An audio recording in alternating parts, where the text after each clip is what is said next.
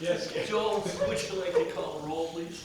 Mr. Livingston, here. Mr. Leoni, Here. Mr. Tolmer, Here. Mr. Oliver's absent, Ms. Cimaroli. Here. Okay. Public comment. I don't have the list in front of me, so this is packed. No, both sides. Thank you, sir. And thank you.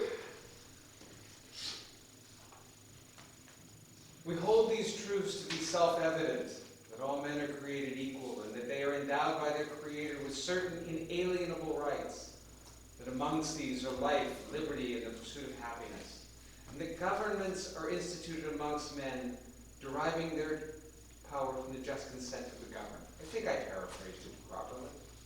Governments are instituted amongst men. I am not an anarchist. I promise I'm not. Governments have great power and a great role. But the government that governs least governs best. And so I appear before you today to talk about the regulations that our government has imposed upon its citizens.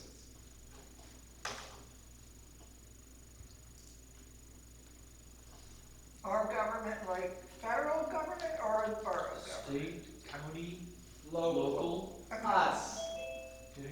You guys. That's who I'm here to speak with. Okay. Yes, I know you don't believe, it doesn't feel it, because I've been where you are, it doesn't feel it, but you are the government. Mhm. You're the recommending body that is going to recommend to the council, and council is the that is the government. Mhm. That's who I'm here to speak to. Because the government that governs least governs best. And I'm wanting to speak about the regulations that are imposed, that are agreed to by us as a community on ourselves through our government. As I said, I'm not an anarchist. But I believe that we can reduce the regulation of parking and achieve a better result. Now, this requires a matter of faith, an actual belief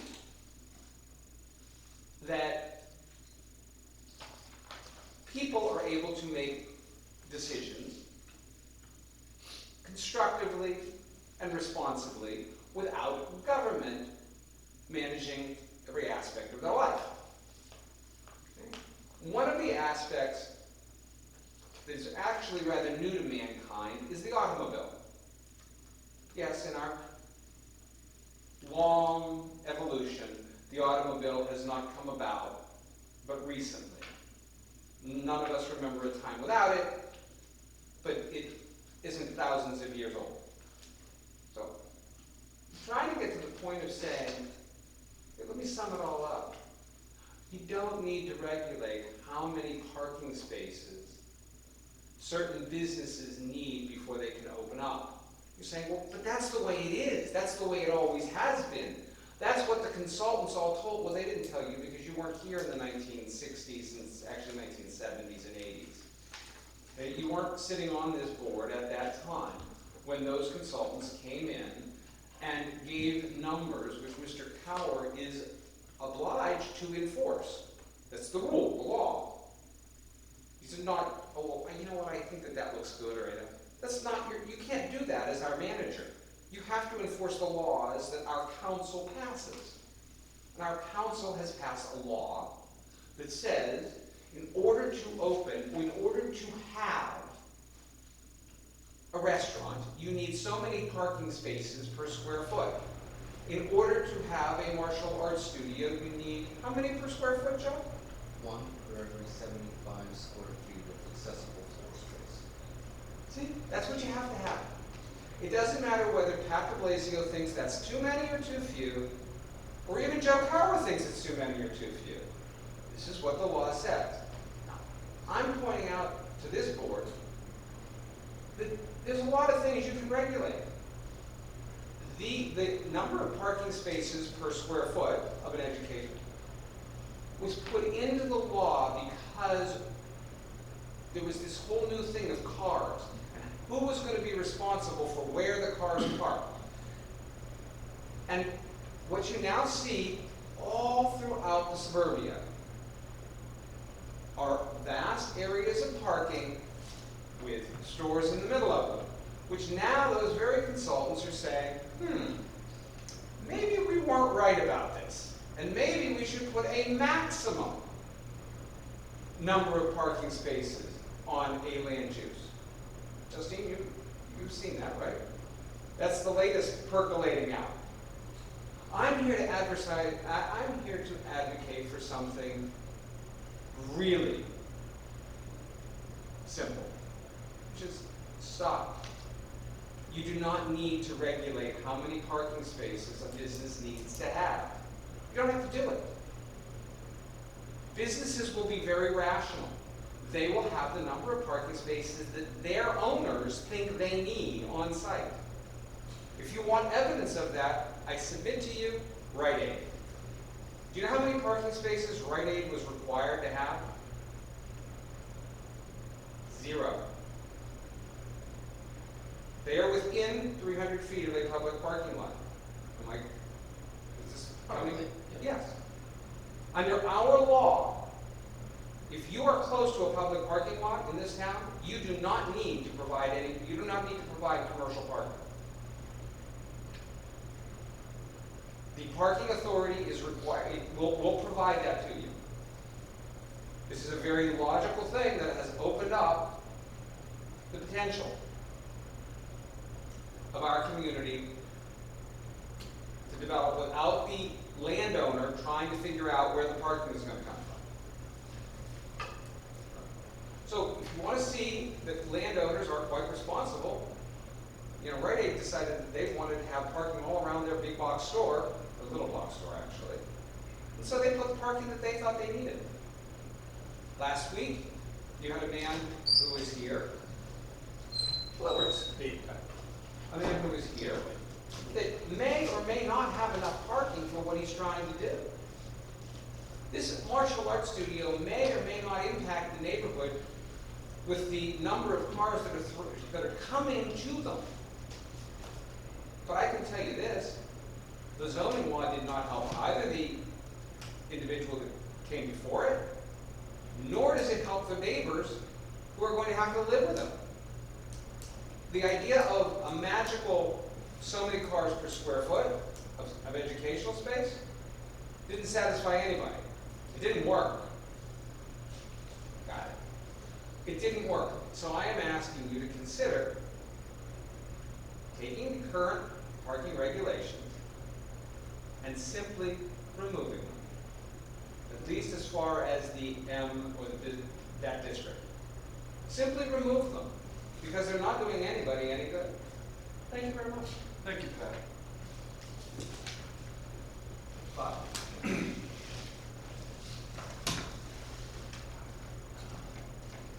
Thanks, and I thank you all for your service and coming down here, being on the committees and all the work you do. So I'm not trying to criticize the chief of anything, but anyhow, I just want to, broach the subject again of the meadow down at that's planned for McLaughlin. First up, Paul Skeens. Everybody know who he is? Baseball player? Pitching tonight. The Rather Tomorrow night. Huh? Tomorrow night. Good. Colors are pitching tonight. And you know what? 4 months ago, nobody knew that. My point is, when things become known and popular, everybody gets on board. I grew up in the 60s. They won a World Series. Baseball was big. You played baseball where? Cook School, Washington Park, which is now the library, or a basin. There's a sedimentation basin where home plate used to be. Now, at this point, when I say McLaughlin Field, you think of basin. It's just a play a little word game here, because we're going to lose the ball field. I guess we already lost one. But does anybody here remember Cyanamid Park? You know, where was it? Across the street by BJ somewhere back here, wasn't it? Well, the original part, Cyanamid Park, was out It was a ball field behind St. Agatha's Church. Yeah, 79 took it out. exactly. It was more Bridgeville Park. Now- It was Park there. It was a great park. Yeah. Played baseball there. No more. PennDOT's not allowed to do that anymore, take away a park. We lost Bridgeville, or Washington School for a little bit. Everybody played there in the 60s, 70s. McLaughlin Park. Joe, I see he's on. That's where I met Joe, playing softball, same team. Everybody who grew up 60s, 70s, 80s, played ball in McLaughlin Park. I get it. And I'm 100% behind what was done there to retain the water before it comes into town. To the point where the last 4 weeks, 2,000 cubic yards plus were removed from the park that didn't originally be there. It came as a result of multiple floods. That equals approximately 400,000 gallons of water that couldn't go there because the dirt was there. Not the dirt, the gravel that came, the sediment that came down from other boroughs.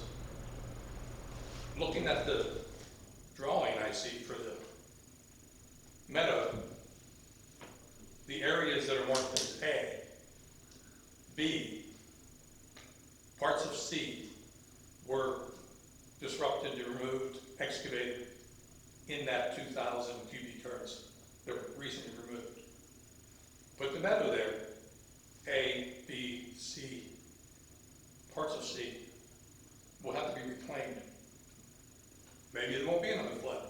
Maybe there'll be one this winter like there was last winter. But when you do that, I would think the borough would be obligated to maintain that elevation, which means you get debris there, you gotta clean it, or else you lose capacity. That takes the meadow out, parts A, B, and C. Also takes out 4 of the benches, probably that are shown here, with the signage in what was removed in the last 4 weeks. I look at this drawing and I see a ball field. Turn home plate around, put it up where the pavilion is. Your outfield is the creek. It's not a meadow. I just want to go a different direction, possibly, or rethink this before we make it something that's going to wash down Baldwin Street, benches, signage, or have to go in with our own machinery and clean it up. A ball field is just grass. Another point. Next year, Churchers Avenue is going to get redone by PennDOT. They're going to section that off. Access to Churchers Park will be maintained, if I understand, through their traffic plan, but it'll be limited. So, where's the park going to be? Where's the access? This would be a good ball field still.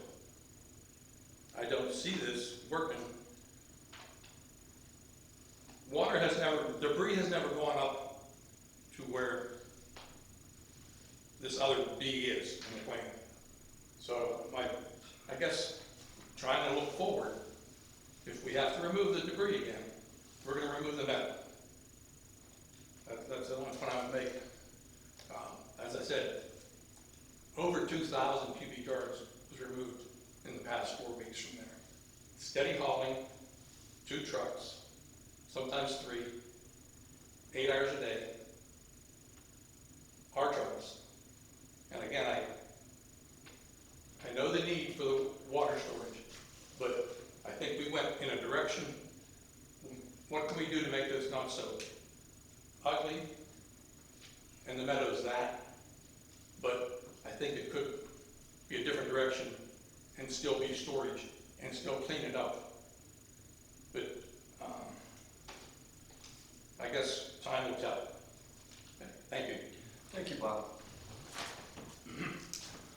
Jay? When we first looked at lowering the field, there was a reason why because we talked about putting the ballpark in there. Yeah. And there was a reason why they said, because that was the original thing. Because we should drop it that was down. my thing was. There are still people that think that. That was my, when you were on council, when we were doing that, to turn the ball field around and make it. Well, I didn't even think about turning around, I'm just saying just drop it down lower. But there was a reason why they said we couldn't do it. I think what it came down to was, if I'm right, was that once it was done, the mindset was, oh, that's only gonna take water once a year. And then as soon as it was built, it was taking water every month, like 5-6 times a year. And then the other thing too is, But it brought down garbage and all Yeah. that debris, and it was bringing down glass and stuff. It's Right. like, do you really want to be running out there and sliding it? Oh, and then the other thing too is, with the removal of the sediment, the 2,000 cubic yards of it, that was the first time we've ever, we haven't removed it in Not like years. that, no. Yeah. We thought that's the second time it was done. Okay. And the first time that it was done, it was a year after it was built. And it was a good job, but not to the level that we did now. Okay. Now was like what should have been done from day one. And Okay. it snowballed and it got too bad. That was 4 years Yeah, of that build was, up there. so, that should be maintained. Correct. On a regular And then- basis, like. The mindset was with the meadow, going back from the discussions with Mackin, was we know it's gonna get destroyed. It's a sacrificial lamb. And Mr. Colmar spot on about, okay, the grass. Okay, what's it, it's gonna be out of the lawn or out some grass wildflower mix? We know it's gonna go. Right. That's really what it comes down to. And I shared with Bob via email today was that plan was a concept plan prepared by Mackin for the comprehensive plan. DCNR, once we got accepted into their lawn to meadow program, said, we have some changes we'd like to make to make this more So it's functional. not even what that's gonna be. It's very close to that, but I think they changed some seed mixes, and they changed some locations of things. And they're supposed to be coming down this week to make final plans and start staking this out, so that they can see now what we go through on an extreme maintenance effort, what we can do to minimize this. And the only real objects that are gonna be out there is a couple benches from the Lions Club that are gonna be bolted down on concrete pads. They're not going anywhere. And 3 signs from the Rotary Club, they're gonna be in concrete too. And all that stuff is gonna be up in the area that you go down there right now, you can see what's decent and what's, maybe take water once a year compared to the lower half that takes it every heavy rain. It's not gonna be in the middle of the current. No, like why would we do that? And everything else is just gonna be 2 types of wildflower meadow mix grass seed that the road crew will cut paths it to. And the bottom half, they'll be here to determine what gets done with a couple trees that gets planted along that creek bank so that we can maintain it. So we're very good that we made sure that, hey, they're coming now to see, this is worst case of what you're gonna be dealing with. Right. And, do you have any idea what their process was to qualify that lot for meadow? It had to be a certain size, acreage. Right. And it had to be a lawn that was currently maintained as a lawn that we had an objective to turn into. But they just knew like- that the purpose of it was to hold water during extreme flood, extreme water Yes, they know that circumstances. because Councilman Gallarducci, when we made the motion, council made the unanimous motion to participate in that program. Bruce asked, do they know that this could be flooded so that if in the planting stages, we're out Right. couple trees and some seeds, are they gonna hold that against us? And they go, no, we know this Right. is. And they flooded." know that we get residual from upstream counties or Correct. upstream communities. Correct, and they're coming this week. Yeah, To do a final inspection Yeah. to lay things out, knowing what it looks like now after an extreme maintenance project. And this is an extreme maintenance Right. project, which we did now. and they were aware of all of that. So Correct. I'm guessing that they took all of that into consideration when they developed the plan for us. Mhm. Joe, those 2 big, hilly berm things Yeah, they're the footers for those light poles. Okay. So as long as those light poles are there, those hills stay. Well, I guess I'm just wondering, like, if at the, where that water's initially coming in, if there was a hilly berm thing right there, that would help push some of that rock debris, like, keep it in the creek itself. I don't know. The engineers Yeah. designed it. Yeah. As you see it, is how it was designed. Therein lies the problem, that the hilly berm you speak of, Technical terms. slightly slope roof.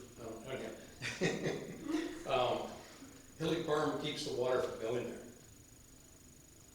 The plan, the idea is to keep the water. That's correct. Yep, The idea is to accept the water. enough said. Yep. And I could put going on with this, which Joe mentioned, you mentioned. So a fence to keep the water coming in, but keep the What rocks happened, out. what are we gonna do with the light standards that are there? They're still, That's what I'm saying, that's what the hilly things are. So Yeah, the lights are gonna go back in.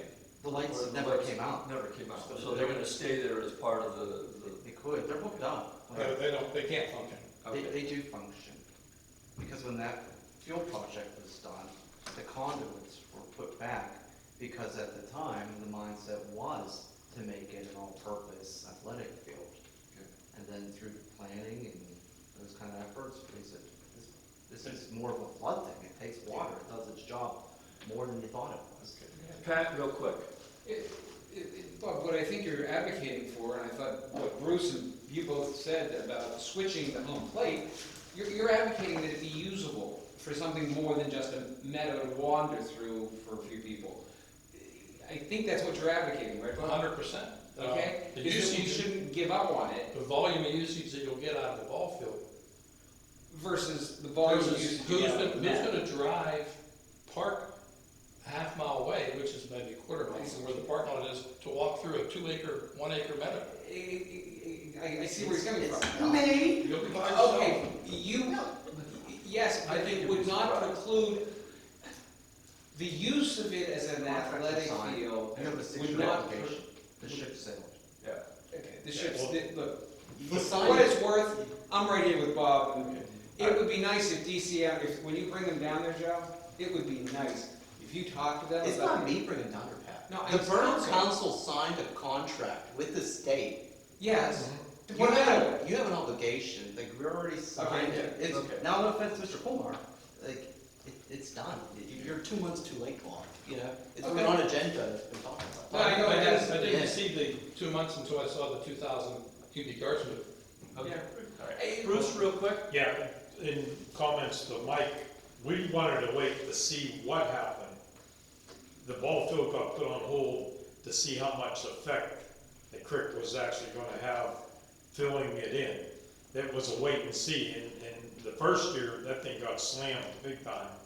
And they were down there cleaning that up and that.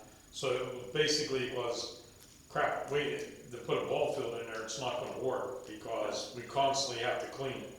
Gotcha. And then it was Joe and that, they were trying to figure out a field, there was talk of putting like, for, quads and everything else down there, that got niched because of noise and everything else. And then it was talked about, it's putting some kind of a field in, but it was a wait and see thing, the other night, it didn't rain all that hard it was about an hour's worth of rain, and it was probably 100 feet into where they just cleaned out the water, because I went up right away to look. It was up there today too. Was it? Yeah, I Okay. did. But it was about 100 feet up into where they cleaned it, so, just some background. Yeah, thank you, Bruce. Yeah, they've already moved forward with this, so we'll have to kind of go with it and see. Okay, new business. Review of off-street parking requirements, minimum parking standards, discussed chapter 27, part 11, section 1102 of the Borough's Code of Ordinances. You wanna, what, That's the parking part. That's essentially part of the zoning ordinance that Pat Bluesy was referencing that came up recently with Is that. there anybody, and I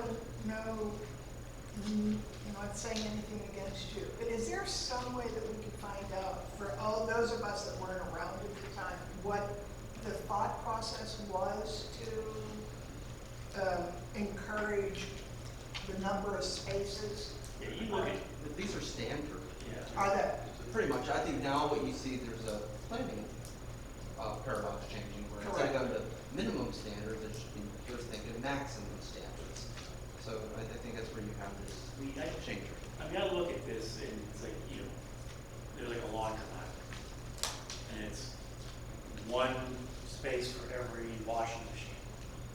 You know, so we have a laundromat over by Kodos. There's what, 50 parking spots in that whole parking lot? And then you put Kodos in there, you probably require 12, is it cumulative? Does everybody have to, like if you have everybody in the parking lot over there or in that plaza, do they share those parking spots, or is that private? Is that considered public, or I mean, how do we figure out like what the parking spaces, like who's required to have that right? Each one of them would, if that was gonna be built today, each one would be its own obligation. Just like, just for example, going back to the quote-unquote shared parking from the Marquee Lounge to the new karate studio. The karate studio could only use the surplus parking of the Marquee Lounge. So the Marquee Lounge was obligated, I think, to have 16 parking spaces. So he had a surplus of like 27 on top of that was outside of his square footage. So that's how he was able to have that. So the karate studio couldn't take the original 16 that was obligated to the law. So when we have it, it would be each individual establishment.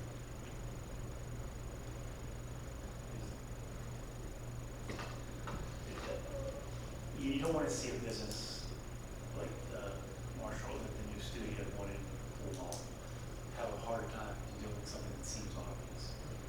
You know? Yeah, see, I get that, but you also, there's two sides to every coin. Right. So, because then you have the businesses that are around it says, I know that there's gonna be more people here than what they say. And they're just gonna, people are just gonna park in my lot because Right. it's easy to park in my lot because they see an empty parking spot. And I don't want them parking in my parking spot. Right. So that's what you see, Well- that's the rationale, the real world of not having enough. Because in this perfect utopia where everyone's neighborly, who cares, but that's not what I thought. So, I mean, do we want to take a look at this and try and come up with some revisions? I mean, you know, it's like anything else. Like, yeah, you can take a look at it. Where do you start? You know, I mean, I don't think it's a question of just get rid of it, just wipe off the board. As much as, you know, as easy as that would be, is oh, there you go, just throw it away and we're done. It isn't fair if you have a business that has parking and then somebody comes up next to is parking your lot, unless you have signs, hey, you park in my lot, you get towed if you're not here for my business. You know, if somebody like Rite Aid, even though they don't need parking, they put parking lot for all their people, and people start, you know, everybody goes to Bethany on Sunday and it's like, hey, we don't want to, Bethany's full, so we're gonna go park over, you know, over in Rite Aid, and Rite Aid has a sign that says, you can park here, you're gonna get towed if you're not, if you're church going. You know, I'm using an extreme case, Bethany's not parking. That's what happened with Pam, with PJ. She let the church down there park in her lot on Sundays. Yeah. Most people got really nasty and they leave junk all over the place and everything. And so she confronted them about it, and those people lost their religion and really made Pam mad. So she blocked it off. And the people in that area have really been beating me up because they want to know how in the world. One meeting, the planning commission, or the zoning hearing, totally denied them going in there. And then 2 months later, they come back and they basically come up with the same plan. They downsized the building, correct? So it was part of the 10 parking spaces less. The one thing nice, like in respect to what you had there, is our zoning ordinance does allow for you to share parking spaces. So the first time around, he applied for a variance, claiming, a hardship. Right. And he didn't meet the lane Criteria. standing for a hardship, so they denied it because they don't have the standard. Right. And then the applicant says, hey, you know, the zoning ordinance allows for special exception. And there's a criteria for off-street parking by special exception if you're within so many feet and if they have surplus. And he was fortunate where there was another establishment that had surplus parking that within the radius. Yeah, when the first That's meeting, how it he presented that in the first meeting too, was to be able to use that, because he had a paper. Yeah, but he didn't apply for that, and he He did didn't that. have He that. came in at the 12th hour, shooting from the hip with. Yeah, Bruce's and Correct. Marquis. Yes. If you could give me that, because that'd make it easier to explain to these people, because they're like fired up, they feel that, and I've gone up there, watch them pull in, and the people around have real concerns. My feeling is it'll level off somewhere along the line. But his intention was to grow more than what he has now, and that's gonna create more of a parking hardship, so. I included a memo that went to the zoning hearing board that I gave to council people, or CC, that explains it. Yeah, So just reference your memo. okay. Okay, so, do we, I'm not sure. I'm not sure Well, either. I think an easy way to go, Bob, is just for, if there's interest to have this conversation, is to look more into the going trend of maximum. Because if you think about it, let's say like the old Kmart, for example, like before all that was built out, there was a parking lot all the way out because they designed them for that Black Friday crowd. Right. And then how many days a year do you really fill up the parking lot? 1 or 2 times? And it's like, do you really need to pave paradise just for that 1 or 2 days? Right. So that's the thought of maybe there should be a maximum, and that's kind of meet in the middle kind of. Yeah, dude, man, think how big that park was. When they put that Kmart in there, how big the parking lot was, and how many less businesses were there at the time. And now they have your businesses all around it, and they have less parking. There's less businesses there now with less parking than they did when they first put in that Kmart. So did Collier, that's Collier, right? So did Collier change their, I don't know. I don't know. Yeah, can we look at that? I mean, at least it's a start, you know? at least we can, Either that or we put was it 300 feet we gotta be for the public parking? I think it's 500 So we basically This is, do a map of Ridgeville with 500 radiuses around all the parking spots, or the public parking, and then see where the dead zones are. Because there isn't many. And see That's where it's and see where unfortunate for the dead this zones fellow are. here. Yeah, right, he was at, like, the edge, he was almost there. Yeah, let's like find out where the dead zones are, and just put a parking lot, or, you know. Well, Joe, because even the A&H equipment wanted to put, or in their old building, they were talking about putting some kind of athletic thing in there. But if you would go up there and measure, I don't think they have it. The martial art place wouldn't have enough parking according to that, their parking lot and everything.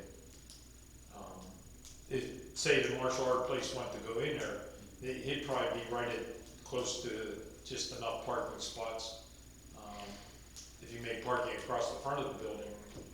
Yeah, it depends on what the accessible public floor area is. Yeah, I'm just saying that if he blocked off the road entrance and made a drive-through and had parking both directions, he'd just be making for that size parking lot, so.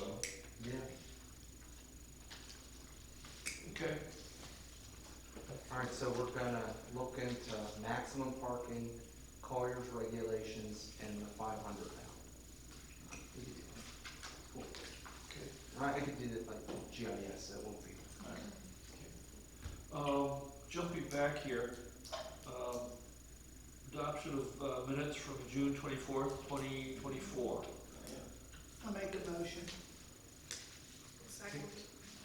Any further discussion? No. All in favor signify by saying aye. Aye. Any opposed? Motion carries. Thank you for doing the minutes, Joe. Thanks for catching me saying the wrong minutes. Okay, old business. Active transportation implementation discussion. The PennDOT LTAP review of mid-block pedestrian crossings. In the package, Joe forwarded the reports from LTAP.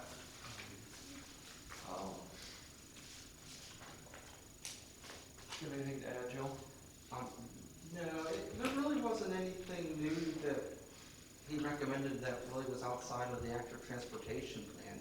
Maybe some signage improvements at both the mid-block crossings. And there was some pie in the sky if you wanted to do the rapid beacon flashers recommendations, but they weren't like, hey, you need to do this. It was, you can. You can, Yeah. One of the things that I noticed on here was that down at the Dairy Delight and Big Guys, that there is no curb at all. I mean, and I think in here they did mention that a curb sort of helps public safety. Yeah, that mid-block crossing it's not right because it doesn't line up with another ADA ramp on the other side. Yeah. There's a lot of. I mean, it was kind of just put in. Correct, because it was like a crossing that's been there, but It was- no one's. Yeah. It was grandfathered in other words. That wasn't even grandfathered. It was like a natural, like a deer trail that, Right. it's like, oh, let's make it a road trip. Yeah, well said, yeah. Were you talking about the Dairy Delight one? Yeah. Well, whatchamacallit, the guy at Tamalini's didn't want a crosswalk there because he didn't want people parking in there from the Dairy Delight. Right. That was the whole deal behind that. He didn't want that, but once that went away, then the lines got painted. Well, if he was gonna complain about that, then he put an illegal crosswalk across the railroad tracks too, so. Yeah. That was grandfather. I know, exactly, a lot of grandfathers in this town. Yeah, I mean, there wasn't anything earth-shattering. My question to you is there a different way to, PennDOT has standards for painting crosswalks. Is there a different pattern we could use to be more obvious? Do piano keys everywhere versus just 2 lines. Okay. That would be my only suggestion is to maybe get a different pattern to catch driver's eye. I mean, in other states, they've done like a crosshatch or green paint, but I don't think PennDOT allows that. No, that wasn't in there. Yeah. So we couldn't put ice cream cones in the sidewalk. No. He shows you what the standards are. It's on page 2. Yeah. And you got the 3. It was the piano keys, 2 Yeah. lines with a hash. Yeah. And, I mean, I know it's seasonal. I know the Dairy Delight's seasonal. However, people cross in there to go to the Borough Building or whatever. They still do it year-round. Is that is it adequately lit for nighttime, or is it possible to improve the lighting? Is there a street light there? No. I think there's a street light Over- over commercial. Correct. It's Right. over that side. And I think, I may be mistaken, but I think it's somewhat obstructed because of the tree leaves. You say it's, I know it is busier in the season, Right. obviously, but if you're walking from, like, say, Historical Society to this side up here, Yeah. the natural way to do it, the proper way to do it would be to walk down in front of the beer distributor, Right. up to that corner, Yeah. and then cross Yeah. there, which nobody Nobody does. does. Well, it's because of the sight lines, I mean, that's just insane. Plus, well, that is the shortcut is to hop across railroad and then jump up and so that's the natural place for a crossing. Well, I mean, the old crosswalk used to be down on Bower Hill Road a Yeah. little further. Yeah. And people coming down Bower Hill from Washington, if Yeah. you're in the crosswalk, they don't see it till they're across the railroad tracks and you're a foot over. But it's, you know, it's just a horrible, for sightlines, for visibility, it's just a sightline thing. And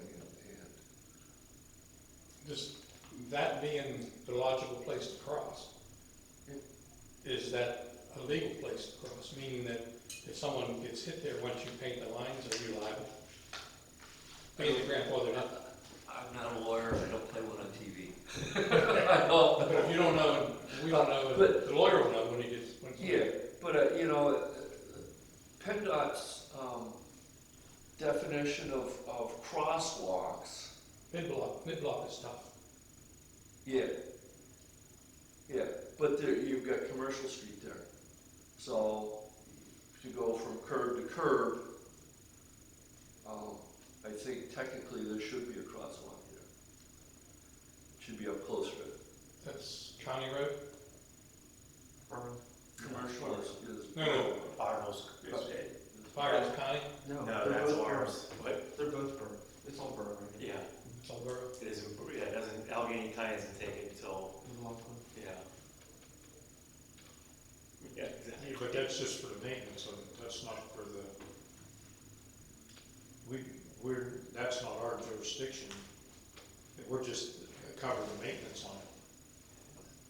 No, we do everything. We do everything. Remember when we had the drainage? Oh, yeah. We had to pay for all that. Well, that was the maintenance of it. But it's still county, It's still a state road. yeah. This is us. This is like Eisner Avenue. Yeah. Out here. Just like my street. Up front is borough. Yeah, 100% us. Yeah. I mean, when I first started walking down here, when I was new to Bridgeville again, and I started walking down here to the Borough Building, it's like, where's that crosswalk?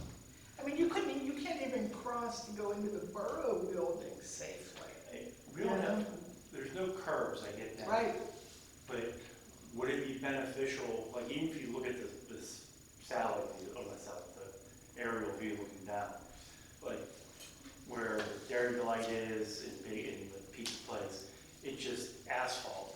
It just changes color a little bit. right. Would it be beneficial to put a cement sidewalk in, even if there's not a curb, just so you know that, hey, there is a sidewalk there? I don't know, it's, Would paint it. I've gotten put concrete with yellow curbs on each side. There's a curb in front of the vet's office, couldn't that be extended Yeah, out? that's not a curb, But that's there's more of a curb, it's a a rock Skating garden. wall or? It's a rock garden. Right. Oh, okay, Yeah. but I mean, like, it's still It's a the- definition. Yeah, because it's up higher, that parking lot's a little bit higher than the road surface. Come on, let's all go on a field trip, let's go out. That's why I raised my hand. Raised my hand. I just did this tonight. I walked across the street illegally. I illegally walked across the street, okay? Why'd you walk across, where were you, I was coming from my office at 447 Washington I was Avenue, gonna- coming I to was the gonna say, planning did you commission park in your meeting parking tonight. lot across the street in front? I thought you just said parked in their parking lot. No, I didn't park in the parking lot. That would be another, going back to the parking. Yes, it is illegal in our system for you to park on somebody else's ground Yeah, and go other than to their, yeah. it's not public parking lot, to PJ Deli's, point. Anyway, point of it is, I walk and I drive, as I said several months ago. We need to do something more than paint lines. The lines, let me stand up for this. The white paint does not save a life. Okay, go ahead. So you crossed here, I'm playing devil's advocate. Yeah, that's why I brought it up. You crossed right there. Right at the Borough Building. Okay, when you're up at your office, Uh-huh. do you cross right in the middle of the road? Absolutely, Okay. So you absolutely. don't go down to the corner. I will on occasion. Because there's a Depending, crosswalk, if you would've came Oh, no. out, there's a crosswalk right there's there. an absolute crosswalk. The legal way to cross, to come to this meeting, would have been at the intersection of Washington Avenue and Bower Hill Road. Right. That is the legal place to cross. Okay. You push the button, you wait for the walk signal, and then you cross the long route, and then you come down here. That is what our government, by painting lines, has told me to do. Our government, in my humble opinion, is asking me to do something that I do not feel at all safe doing. I choose not to cross at the intersection of Bower Hill and Washington because it is absolutely horrible to try and cross up there. It's just a nightmare. And I feel very sorry for the driver who will kill me because he will have to live with my death. However, I don't want to die, so I choose not to come up there. I choose to cross here, and this is the whole point I'm trying to make. You're worried about, you're looking at curves, and you're looking at where you want to put crosswalks. Those lines don't stop a vehicle. Right. Well, and So- it's more than that, Pat, it's sight lines and a number of. Sight lines Yes. and visibility and lighting. Okay, The key that I'm advocating for here is the mid-block crossings, the LDAP study that you've got in front of you might have some merit. And again, I don't have it, so I'm not exactly sure what you're looking at. So pardon me if I'm misunderstood. that's, Anyway, it's got to be something more than lines and lights. okay. Anyway, their basic recommendations were, some additional signage or not a whole lot of help is what I'm seeing. Nothing earth shattering. Nothing earth shattering. It's not new. No, I think our active transportation plan spoke to everything he suggested, even with like pedestrian islands and stuff. Right. Is there anything else we want to try to do with this? I mean, outside of really looking at it and picking a few things that we could possibly do, like improving the white lines. Yeah, you can make it more pronounced. You're not gonna change, you're not gonna make it, there's no way you're gonna make it foolproof. Right. Even if you, I mean, even if we put, It's those not- it's not- pedestrian signs yeah, up, people run over. it's like you walk in if you're in that, you're in some sort of, special barrier, purple to the car. The preferred kind of pavement marketing plan now, I know he had a few examples on the paper there, but it's piano keys. Okay. Because if you think logically, perpendicular lines wear out with the traffic. Yeah. That's the reason for the piano keys. You drive straddling, they don't wear out. Okay. And you can different types of paint. Anyone to do the zigzags. Oh, the thing I can tell you is the ones they put in down beside the garage, going across our Lockman from Baldwin Street over, people all day long skid on them paint lines. Yeah. And They go to make the turn, it starts to skid. They go to stop, and I they, mean, even when you walk on them, they're Yeah. pretty slippy. yeah, they're like too big, but the lines that go across there. All right. Okay. Anything else real quick? That, all right. Comprehensive plan implementation discussion, Baldwin Street flood lots repurposing discussion. What?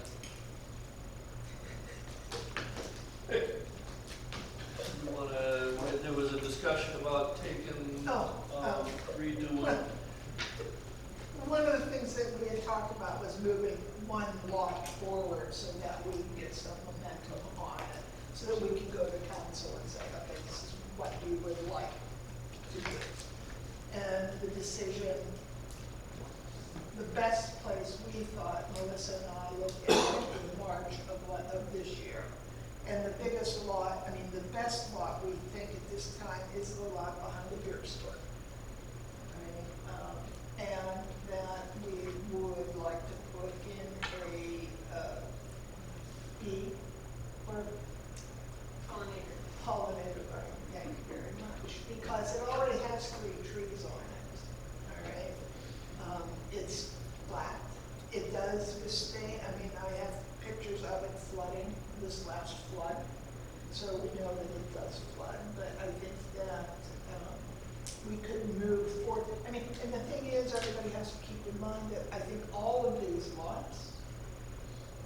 are susceptible to flooding. And whatever we put on those, except for the lots that we planted the trees. Everything that we put on there has to withstand or be movable. So the good thing with a pollinator garden is that it can get flooded.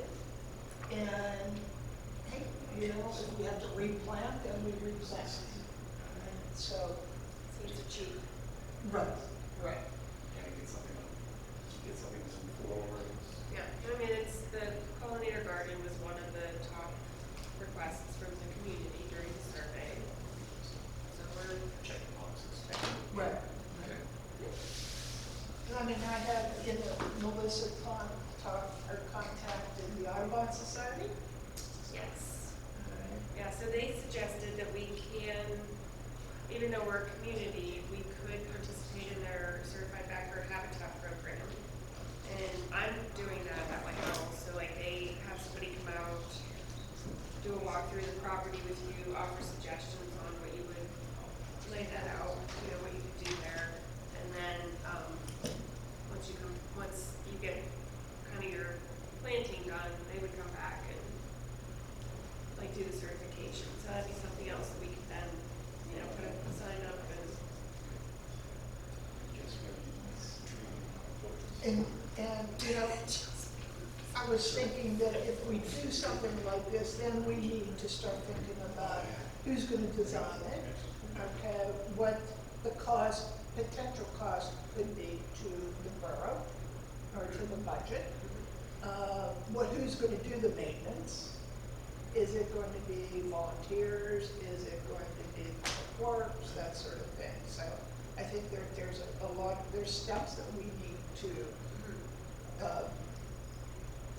find out and work on that. I mean, I have even thought about going up to Bednar's and saying, listen, could you do your civic duty and maybe help us design a pollinator garden? You know, just give That's a us, good idea. just, you know, and then there's other people that I know that had grown up on Baldwin Street and they want to do something for the Baldwin Street community. You know, I know that there is somewhat of a hesitancy, I think, to name parts of Bridgeville after somebody, if they donated. Okay, all right. Anyway, so there's, I think, you know, we can look at public or private funding for some of this stuff. Okay. So how do we want to proceed?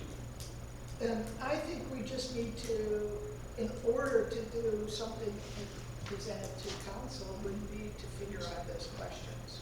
Who's gonna do it, who's involved? Correct. I'd rather see them have everything up front, so that when we present it to council. Here's the other thing too, you start doing something like this, it's a project that's pretty simple to do. Right. Over in the grand scheme of things. And then if somebody doesn't, if you do get opposite, after you do it, you get opposition, oh, what would you like to see? Because we have all these other ones we can do too. You know, so it gets other people thinking, oh, you can do something like that, and, you know, so. I mean, you know, the Western Conservancy has a big group and grant on applications that you can apply for grants.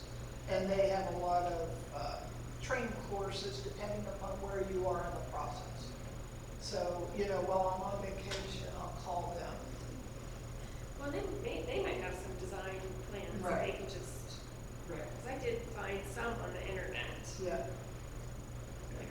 Here's my rectangle. Can we have the dimensions of the lot? It's just built up, tax map. Okay, all right, I can get it for you. yeah, There's 2 parcels there. yes. Oh, okay. We talked about maybe just putting the pollinator garden in like part of it. And then Right, next right. year or something, we could do the raised beds, like have that be a multi-purpose space, checking a couple of the boxes from the survey. And that building next to those lots, that's still operational, correct? You'll see it there every day. Yeah, and would the tax drawings, would they put where the border is, where the property line is? No. Okay, But, we have a general idea, because we maintain it. okay, all right.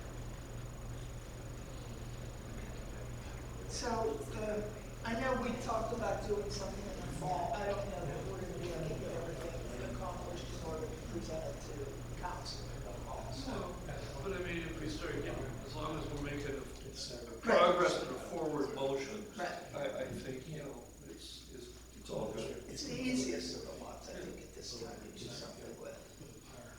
Well, and it's, I mean, a lot of these plans, they need like a cold stratification, so Right. we're coming into the right time of year to start to plant seeds anyway. Do you see any opposition?